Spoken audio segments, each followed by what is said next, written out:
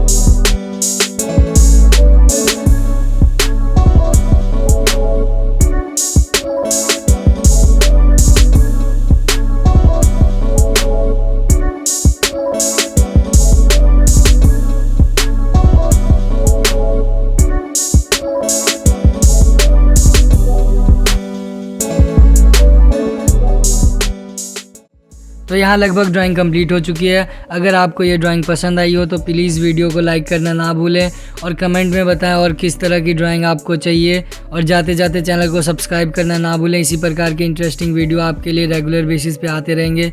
तो तब तक के लिए thanks for watching and keep safe, stay safe.